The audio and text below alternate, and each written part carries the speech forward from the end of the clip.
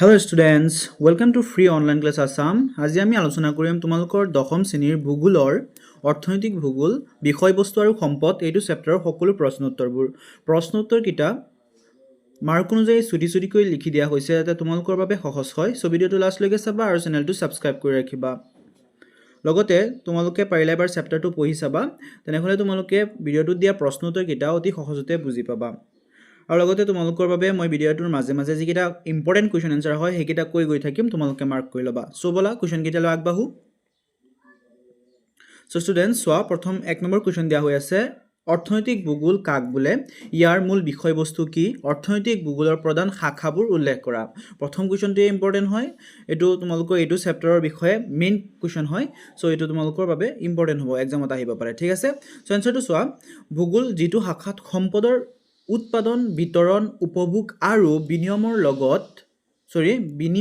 লগত জড়িত মানুহৰ কাৰ্যকলাপসমূহ স্থান আৰু কাল সাপেক্ষে অধ্যয়ন কৰা হয় তাকে অৰ্থনৈতিক ভূগোল বোলে।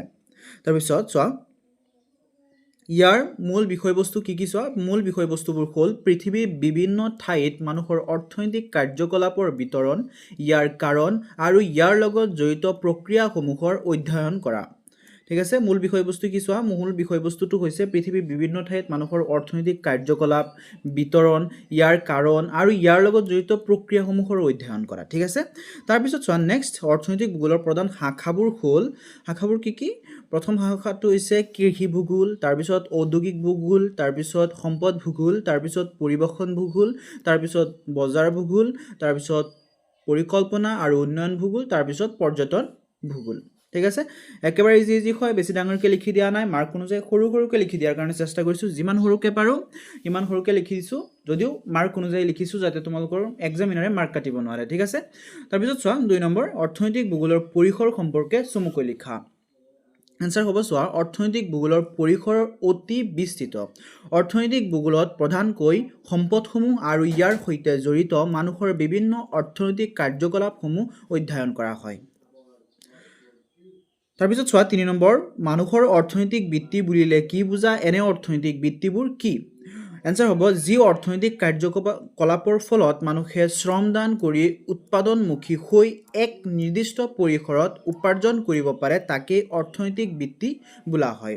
এইটো ইম্পৰ্টেণ্ট হয়, মাৰ্ক কৰি ল'বা। শ্ৰেণীবিভাগ, প্ৰাথমিক বৃত্তি কি হ'ব, প্ৰকৃতিৰ পৰা সম্পদ আহৰণ, যেনেকৈ কৃষি, মাছ ধৰা, এনেকুৱা ধৰণৰ বিভিন্ন হ'ব। ঠিক আছে, তাৰপিছত চোৱা দ্বিতীয়ক বৃত্তি, এইটো কি হ'ব, কেঁচামালৰ পৰা সামগ্ৰী প্ৰস্তুত কৰা কাৰ্য, যেনেকৈ উদ্যোগ নিৰ্মাণ। তাৰপিছত তৃতীয় বৃত্তি, সেইটো হ'ব সেৱামূলক কাৰ্য, যেনে যাতায়াত, বাণিজ্য, বেংকিং, এনেকুৱা ধৰণৰ। ঠিক আছে, তাৰপিছত চতুৰ্থক বৃত্তি, এইটো হ'ব উচ্চস্তৰীয় বৌদ্ধিক সেৱা, যেনেকৈ শিক্ষা, গৱেষণা, প্ৰশাসন। ঠিক আছে, তাৰপিছত চোৱা নেক্সট, অৰ্থনৈতিক ভূগোলৰ প্ৰধান শাখাসমূহৰ বিষয়বস্তু সম্পৰ্কে চমুকৈ লিখা। প্ৰধান শাখাসমূহৰ বিষয়ে চমুকৈ লিখিব লাগে। এনসাৰ হ'ব চোৱা, অৰ্থনৈতিক ভূগোলৰ প্ৰধান শাখাসমূহৰ বিষয়বস্তু তলত উল্লেখ কৰা হ'ল। প্ৰথম শাখাটো হৈছে কৃষি ভূগোল। ইয়াত কৃষি কাৰ্যৰ লগত জড়িত কৃষকৰ প্ৰকাৰ, শস্যৰ উৎপাদন আৰু বিতৰণ, বজাৰ আদিৰ অধ্যয়ন কৰা হয়। তাৰপিছত নেক্সট, ঔদ্যোগিক ভূগোল। ইয়াত উদ্যোগ স্থাপনৰ কাৰক, উদ্যোগৰ প্ৰকাৰ, বিতৰণ, ঔদ্যোগিক সামগ্ৰী উৎপাদন আৰু বজাৰ সম্পৰ্কে অধ্যয়ন কৰা হয়। তাৰপিছত চোৱা সম্পদ ভূগোল। ইয়াত হ'ব সম্পদৰ প্ৰকাৰ, বিতৰণ, উৎপাদন, সংৰক্ষণ আৰু ব্যৱস্থাপনা আদি অধ্যয়ন কৰা হয়। তাৰপিছত চোৱা নেক্সট, পৰিবহণ ভূগোল। ইয়াত পৰিবহণ ব্যৱস্থাৰ প্ৰকাৰ, ইয়াৰ লগত জড়িত কাৰক আৰু অৰ্থনৈতিকৰ উন্নয়ন, ইয়াৰ ভূমিকা অধ্যয়ন কৰা হয়। একেবাৰে ইজি হয়, তোমালোকে বাছ এইটো বুজিব লাগে পৰিবহণ মানে কি হয় আৰু পৰিবহণৰ লগত মিলাই এইটোৰ কাম কি হয় এইটো দিয়া হৈছে। যেনেকৈ চোৱা, ইয়াত কৈছে যে ইয়াত পৰিবহণৰ ব্যৱস্থাৰ প্ৰকাৰ, পৰিবহণৰ ব্যৱস্থাবিলাকৰ কথা কৈছে। ইয়াত প্ৰথম লাইনটোৱে কি হয়, পৰিবহণ ভূগোল। চ' ইয়াত পৰিবহণৰ বিষয়ে আলোচনা কৰা হ'ব, হয়নে? পৰিবহণৰ বিষয়ে গৱেষণা কৰা হ'ব, যেনেকৈ প্ৰথমটো ইয়াৰ ব্যৱস্থাবোৰ চোৱা হয়, তাৰপিছত ইয়াৰ লগত জড়িত কাৰকবোৰ চোৱা হয়, আৰু লগতে অৰ্থনৈতিক উন্নয়ন কেনেদৰে হৈ আছে সেইটোৰ ভূমিকা অধ্যয়ন কৰা হয়। একেবাৰে ইজি হয়, বেছি টান নহয়।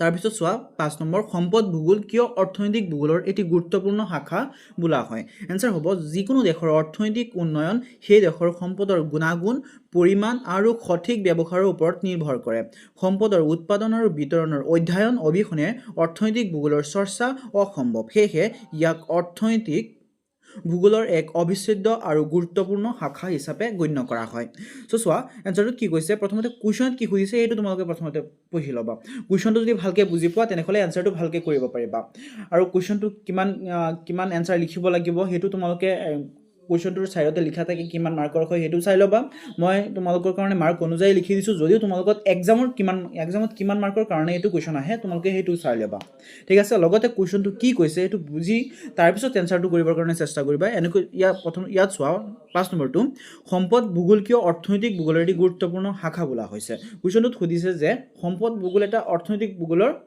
শাখা হয় কিন্তু সম্পদ ভূগোলক অৰ্থনৈতিক ভূগোলৰ এটা গুৰুত্বপূৰ্ণ শাখা হয় কিয় হয় গুৰুত্বপূৰ্ণ শাখা সেইটো লিখিব লাগে সো এনসাৰটো চোৱা কেনেকৈ কৈছে যে যিকোনো দেশৰ অৰ্থনৈতিক উন্নয়ন সেই দেশখনৰ সম্পদৰ গুণাগুণ পৰিমাণ আৰু সঠিক ব্যৱহাৰৰ ওপৰত নিৰ্ভৰ কৰে কিয় কৈছে কিয়নো যিকোনো দেশৰ অৰ্থনৈতিক দিশত যে উন্নয়ন হয় সেই উন্নয়নটো অকল কিহৰ ওপৰত নিৰ্ভৰ কৰে সেইটো নিৰ্ভৰ কৰে কিহৰ ওপৰত সম্পদ ভূগোলৰ ওপৰত নিৰ্ভৰ কৰে সম্পদৰ গুণাগুণ কেনেকুৱা হয় পৰিমাণ কেনেকুৱা হয় সঠিক ব্যৱহাৰ হৈছে নে নাই তাৰ ওপৰত নিৰ্ভৰ কৰে সম্পদৰ উৎপাদন আৰু বিতৰণৰ অধ্যয়ন অবিহনে অৰ্থনৈতিক ভূগোলৰ চৰ্চা অসম্ভৱ সেয়েহে ইয়াক অৰ্থনৈতিক ভূগোলৰ এক অবিচ্ছেদ্য গুৰুত্বপূৰ্ণ শাখা হিচাপে গণ্য কৰা হয় ঠিক আছে তাৰপিছত 6 নম্বৰ সম্পদ বুলিলে কি বুজায় ইয়াৰ প্ৰধান বৈশিষ্ট্যসমূহ উল্লেখ কৰা ইম্পৰ্টেণ্ট কুৱেশ্যন হয় এনসাৰ হ'ব চোৱা পৃথিৱীৰ বুকুত থকা বায়ু পানী মাটি গছ গছনি ফল মূল খনিজ পদাৰ্থ সকলোবোৰকে সম্পদ বুলি কোৱা হয় ইয়াৰ তাৰপিছত চোৱা সম্পদৰ প্ৰধান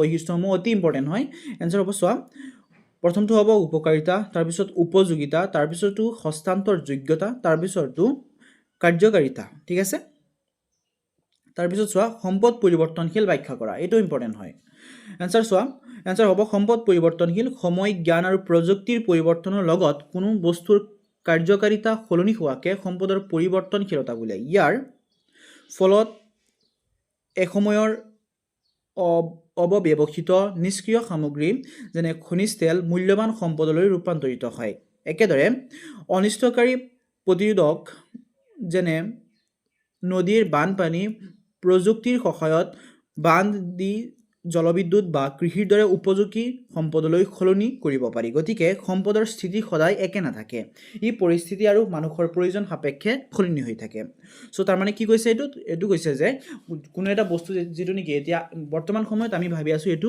বস্তুৰ কোনো ব্যৱহাৰ নাই এইটো বস্তুৰ কোনো মানুহে ব্যৱহাৰ নকৰে এইটো বৰ্তমান সময়ত সম্পদ নহয় ঠিক আছে আমি এনেকৈ চিন্তা কৰোঁ কিন্তু হয়তো বা ভৱিষ্যত কালত এইটো সেম বস্তুৰে যিকোনো ধৰিব পাৰা তোমালোকে সেম বস্তুৰে ভৱিষ্যতে এইটো নতুন কিবা আৱিষ্কাৰ হ'ব পাৰে এইটো দৰকাৰ হ'ব পাৰে ঠিক আছে সো সম্পদ যেটো হয় সম্পদৰ স্থিতিটো সেম নাথাকে সম্পদৰ স্থিতি সলনি হৈ থাকে ঠিক আছে তাৰপিছত চোৱা 8 নম্বৰ সম্পদৰ প্ৰয়োজনীয়তা সম্পৰ্কে উদাহৰণ সহায়ত চমুকৈ আলোচনা কৰা এনসাৰ হ'ব মানুহৰ জীৱন ধাৰণ আৰু সভ্যতাৰ বিকাশৰ বাবে সম্পদ অপৰিহাৰ্য সম্পদ তোমালোকৰ বাবে মানুহৰ বাবে সম্পদ অপৰিহাৰ্য সম্পদ লাগিবই যদি সম্পদ নাথাকে মানুহ জীয়াই থাকিব নোৱাৰিব ঠিক আছে ইয়াত চোৱা ইয়াৰ প্ৰয়োজনীয়তা হ'ল প্ৰথমতে মৌলিক প্ৰয়োজন চোৱা প্ৰথম প্ৰয়োজনকেইটা কি হৈছে মৌলিক প্ৰয়োজন যিকেইটা মানে আমাক লাগিবই যেনেকৈ খাদ্যটো মৌলিক প্ৰয়োজন হয় এইটো আমাক লাগিব যদি খাদ্য নহয় আমি জীয়াই থাকিব নোৱাৰোঁ খাদ্য এটা সম্পদ হয় ঠিক আছে তাৰপিছত বস্ত্ৰ তাৰপিছত বাসস্থানৰ বাবে যেনে শস্য কপাহ কাঠ এনেকুৱা ধৰণৰ লাগিবই এইকেইটা বস্তু আমাৰ জীৱনৰ কাৰণে মৌলিক প্ৰয়োজন হয় ঠিক আছে তাৰপিছত চোৱা উন্নয়নত উদ্যোগ যাতায়াত আৰু শক্তিৰ উৎস হিচাপে যেনে খনিজ সম্পদ তেল তাৰপিছত চোৱা সকলো অৰ্থনৈতিক কাম কাজ আৰু জীৱনৰ মানদণ্ড উন্নয়ন কৰিবলৈ সম্পদৰ প্ৰয়োজন হয় ঠিক আছে একেবাৰে ইজি হয় বেছি দীঘলকৈ লিখি দিয়া নাই সহজকৈ লিখি দিছোঁ তোমালোকৰ বাবে যাতে সহজ হয় ঠিক আছে তাৰপিছত 6 নম্বৰ সম্পদ আৰু মানুহৰ মাজত থকা সম্পৰ্ক বিষয়ে চমুকৈ লিখা সম্পদ আৰু মানুহৰ মাজত কেনেকুৱা ধৰণৰ সম্পৰ্ক আছে সেইটো চমুকৈ লিখিব লাগে এনসাৰ হ'ব সম্পদ আৰু মানুহৰ মাজত থকা অবিচ্ছেদ্য সম্পৰ্ক আছে প্ৰকৃতিত থকা সামগ্ৰীবোৰ মানুহৰ নিজৰ জ্ঞান আৰু প্ৰযুক্তিৰ সহায়ত ব্যৱহাৰ উপযোগী কৰি উৎপাদকৰ ভূমিকা পালন কৰে। আনহাতে জীৱন ধাৰণৰ বাবে খাদ্য, বস্ত্ৰ আৰু আশ্ৰয়ৰ দৰে প্ৰাকৃতিক তথা মানৱ সৃষ্ট সম্পদসমূহ ব্যৱহাৰ কৰি মানুহে উপভোক্তা ভূমিকাও লয়। গতিকে মানুহৰ চাহিদা আৰু কৰ্মশক্তিৰ ওপৰতেই সম্পদৰ সৃষ্টি ব্যৱহাৰ সম্পূৰ্ণৰূপে নিৰ্ভৰশীল। তাৰপিছত চোৱা 10 নম্বৰ, সম্পদ আৰু বিজ্ঞান প্ৰযুক্তিৰ মাজত থকা সম্পৰ্ক চমুকৈ আলোচনা কৰা। সম্পদ আৰু বিজ্ঞান প্ৰযুক্তিৰ কেনেকুৱা ধৰণৰ সম্পৰ্ক আছে, সম্পদবোৰক বিজ্ঞান প্ৰযুক্তি ব্যৱহাৰ কৰি আমি কেনেকৈ ব্যৱহাৰ কৰি আছো আমাৰ জীৱনত, সেইটো লিখিব লাগে। ঠিক আছে, এনচাৰটো চোৱা, বিজ্ঞান আৰু প্ৰযুক্তিৰ সহায়ত প্ৰকৃতিৰ অজ্ঞাত সামগ্ৰীবোৰ আৱিষ্কাৰ কৰি ব্যৱহাৰ উপযোগী সম্পদলৈ ৰূপান্তৰ কৰা হয়। ইয়াৰ জৰিয়তে কোনো কামত নহা নিষ্ক্ৰিয় সামগ্ৰীক মূল্যৱান সম্পদলৈ সলনি কৰিব পাৰি, যেনে ভূগৰ্ভৰ তেল আহৰণ। লগতে বিজ্ঞানে এটা সম্পদৰ বহুমুখী আৰু সঠিক ব্যৱহাৰত সহায় কৰে, যেনে বাঁহৰ পৰা কাগজ প্ৰস্তুত কৰা। গতিকে বিজ্ঞান আৰু প্ৰযুক্তি অবিহনে সম্পদৰ উন্নয়ন সম্ভৱ নহয়। ঠিক আছে, তাৰপিছত চোৱা 11 নম্বৰ, উদাহৰণসহ সম্পদৰ শ্ৰেণী বিভাজন সম্পৰ্কে লিখা। উত্তৰ হ'ব, সম্পদ বিভিন্ন ভিত্তিৰ ওপৰত শ্ৰেণী বিভাজন কৰিব পাৰি। প্ৰথমটো চোৱা, সৃষ্টি অনুসৰি, এইটো হ'ব প্ৰাকৃতিক, যেনেকৈ বায়ু, পানী, মানৱ সৃষ্ট, ৰাস্তা, উদ্যোগ। তাৰপিছত মানৱ সম্পদ, এইটো হ'ব মানুহৰ জ্ঞান। তাৰপিছত চোৱা, স্থায়িত্ব অনুসৰি, এইটো হ'ব নৱীকৰণযোগ্য আৰু অনৱীকৰণযোগ্য।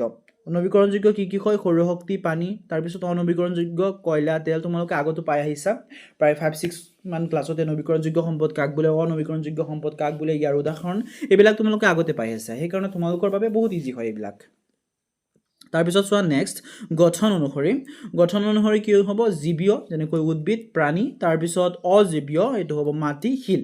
তাৰপিছত মালিকীস্বত্ব অনুসৰি, এইটো মালিকীস্বত্ব মানে কি, ব্যক্তিগত। তাৰ আণ্ডাৰত কি হ'ব, ঘৰ, মাটি। তাৰপিছত জাতীয়, ৰেলপথ, উদ্যান। তাৰপিছত আন্তৰ্জাতিক, এইটো হ'ব মহাসাগৰ। তাৰপিছত চোৱা 12 নম্বৰ, প্ৰাকৃতিক সম্পদ বুলিলে কি বুজায়, উদাহৰণসমূহ সহজ চমুকৈ লিখা। একেবাৰে ইজি হয়, তোমালোকে প্ৰাকৃতিক সম্পদৰ বিষয়ে প্ৰত্যেকটো ক্লাছতে পাই আহি আছা। চ' এইটোতো তোমালোকৰ বাবে একেবাৰে পানী হ'ব, যদি এবাৰ বাছ পঢ়ি ল'বা হৈ যাব।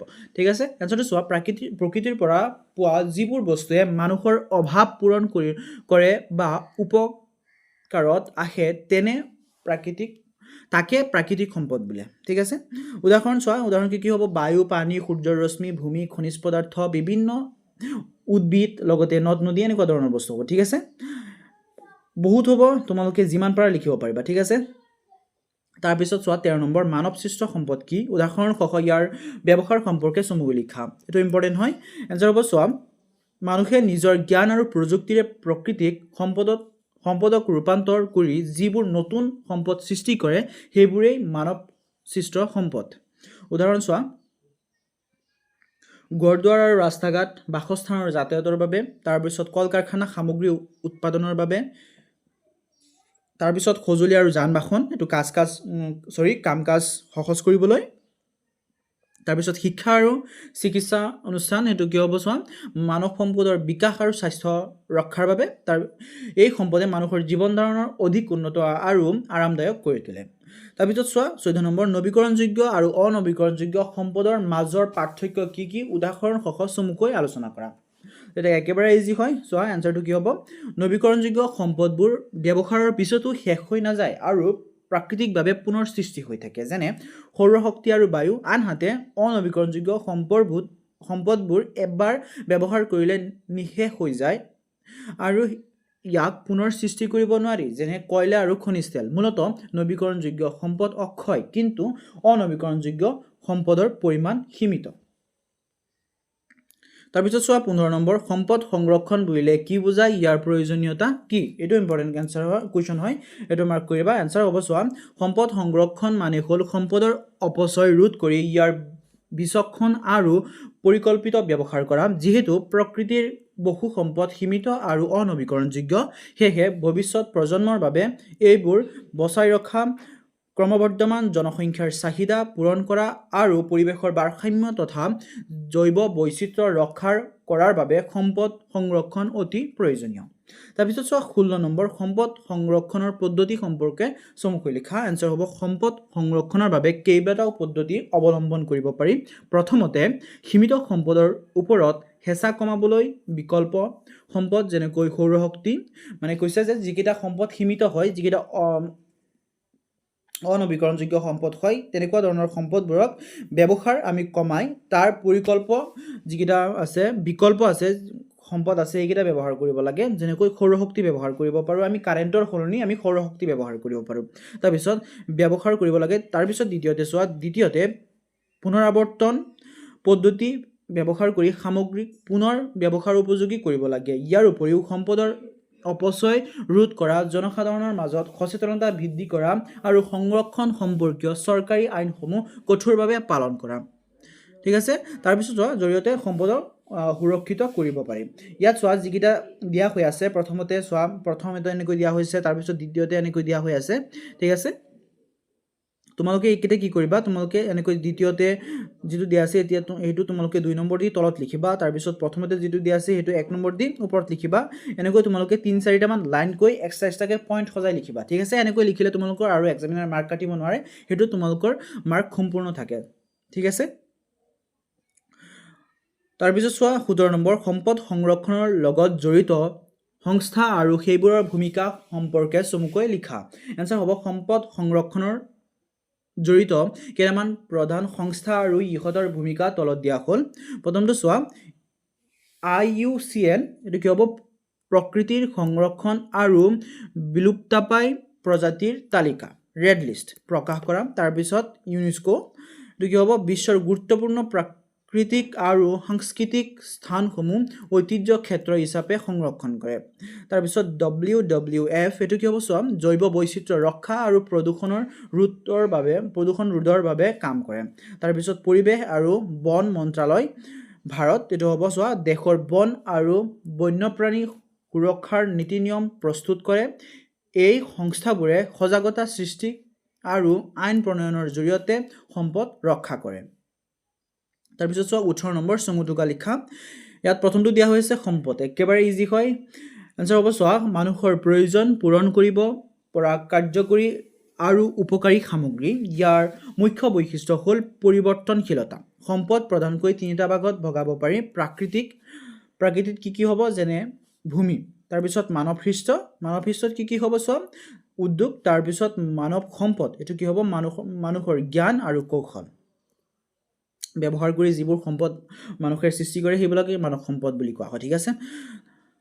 তাৰপিছত চোৱা সেইবিলাকক মানৱ সম্পদ বুলি কোৱা নহয়, মানুহে নিজক ব্যৱহাৰ কৰি যিবিলাক কাম কৰে সেইবোৰক মানৱ সম্পদ বুলি কোৱা হয়। যেনেকৈ মানুহৰ জ্ঞান, মানুহৰ কৌশল ব্যৱহাৰ কৰি যিবোৰ কাম কৰে। ঠিক আছে। তাৰপিছত চোৱা 6 নম্বৰ মানৱ সম্পদ কি হ'ব মানুহৰ জ্ঞান, বুদ্ধি, কৌশল আৰু কৰ্মদক্ষতাক মানৱ সম্পদ বোলা হয়।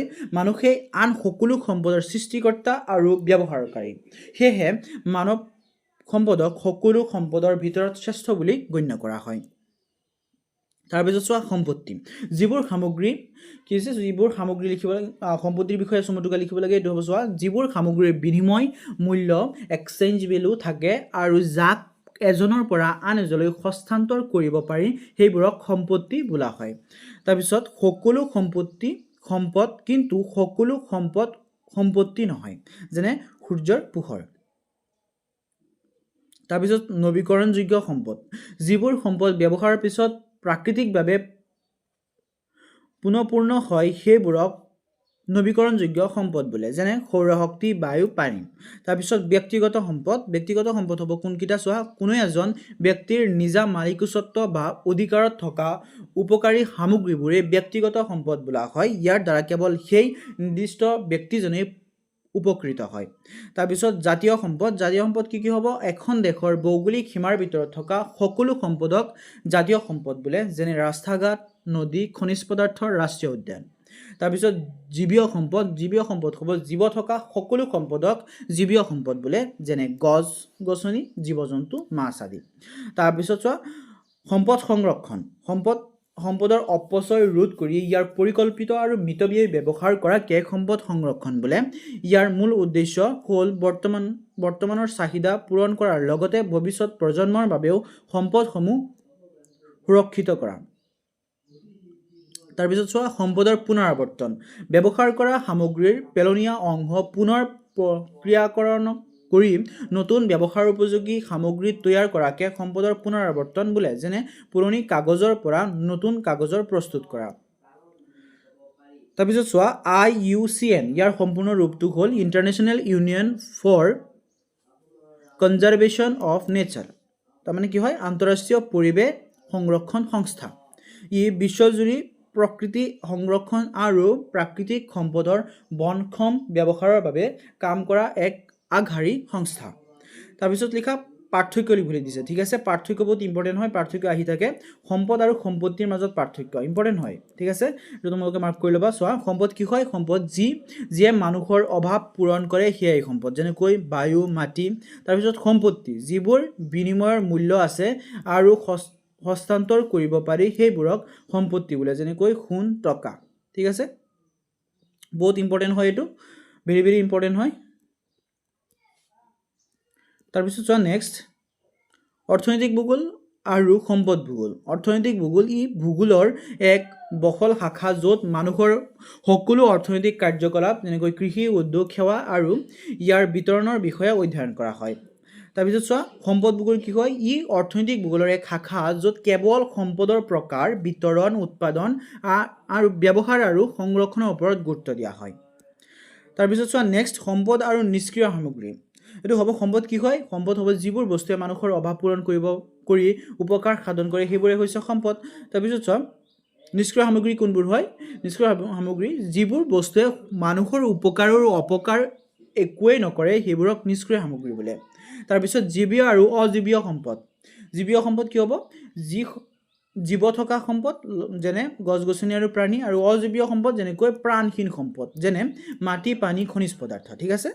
একেবাৰে ইজি হয়, তোমালোকে এইটোৰ যিটো মেইন শব্দ দিয়া আছে এই শব্দটোৰে যদি তোমালোকে অৰ্থ বুজি পোৱা তেনেহ'লে এইটো লিখিব পাৰিবা বনাই লিখা, ঠিক আছে। তাৰপিছত চোৱা নৱীকৰণযোগ্য আৰু অনৱীকৰণযোগ্য সম্পদ। এইটো তোমালোকে আগতে পাই আহিছে, এটা কুৱেশ্যনত আছে, বাছ কুৱেশ্যনটোৰ যদি এনচাৰটো তোমালোকে ইয়াত লিখি দিয়া হৈ যাব, ঠিক আছে। চোৱা কি হ'ব, যিবোৰ সম্পদ অবিৰতভাৱে ব্যৱহাৰ কৰা পিছতো প্ৰকৃতিৰ পৰা কেতিয়াও নিঃশেষ হৈ নাযায় আৰু পুনঃপূৰ্ণ হৈ থাকে তাক নৱীকৰণযোগ্য সম্পদ বোলে, যেনে সৌৰশক্তি, বায়ু। তাৰপিছত অনৱীকৰণযোগ্য সম্পদ কোনবোৰ হয়, যিবোৰ আমি এবাৰ ব্যৱহাৰ কৰাৰ পিছত আকৌ ব্যৱহাৰ কৰিব নোৱাৰি, হয়নে। চোৱা যিবোৰ সম্পদৰ পৰিমাণ সীমিত আৰু এবাৰ ব্যৱহাৰ কৰিলে একেবাৰে নিঃশেষ হৈ যায় তাক অনৱীকৰণযোগ্য সম্পদ বোলে, যেনে কয়লা, খনিজ তেল। তাৰপিছত চোৱা ব্যক্তিগত সম্পদ আৰু জাতীয় সম্পদ। ব্যক্তিগত সম্পদ কোনবোৰ হ'ব, চোৱা ব্যক্তিৰ নিজা মালিকাধীন সম্পদ যেনে নিজৰ ঘৰ। তাৰপিছত জাতীয় সম্পদ কোনবোৰ হয়, এখন ৰাষ্ট্ৰৰ মালিকাধীন সম্পদ যেনে ৰাষ্ট্ৰীয় সম্পদ। ব্যক্তিগত মানে কি হয়, যিকোনো এজনকে বুজোৱা হৈছে, হয়নে ব্যক্তিগত। আৰু জাতীয় মানে সকলো সম্পূৰ্ণটো জাতিৰ কথা কোৱা হৈছে। চ' তোমালোকে বাছ এইটোৰ অৰ্থ বুজি পালেই হ'ল, ব্যক্তিগত আৰু জাতীয় এইটোৰ অৰ্থ যদি তোমালোকে বুজি পোৱা বাকীখিনি তোমালোকে নিজে লিখিব পাৰিবা, একেবাৰে ইজি হয়। তাৰপিছত চোৱা মানৱসৃষ্ট সম্পদ আৰু মানৱ সম্পদ। মানৱসৃষ্ট সম্পদ কি হ'ব, চোৱা মানুহে প্ৰাকৃতিক সম্পদক নিজৰ জ্ঞান আৰু প্ৰযুক্তিৰে ৰূপান্তৰ কৰি যিবোৰ নতুন উপযোগী সামগ্ৰী সৃষ্টি কৰে তাক মানৱসৃষ্ট সম্পদ বোলে, যেনে দলং, উদ্যোগ, ৰাস্তা ঘাট। তাৰপিছত চোৱা মানৱ সম্পদ কোনবোৰ হয়, মানুহৰ মাজত থকা জ্ঞান, বুদ্ধি, কৌশল আৰু কৰ্মদক্ষতা যাৰ সহায়ত নতুন সম্পদৰ সৃষ্টি কৰিব পাৰি তাক মানৱ সম্পদ বোলে, এইটো ইম্পৰ্টেণ্ট হয়। তাৰপিছত চোৱা সম্পদৰ পুনৰাৱৰ্তন আৰু অভিযোজন।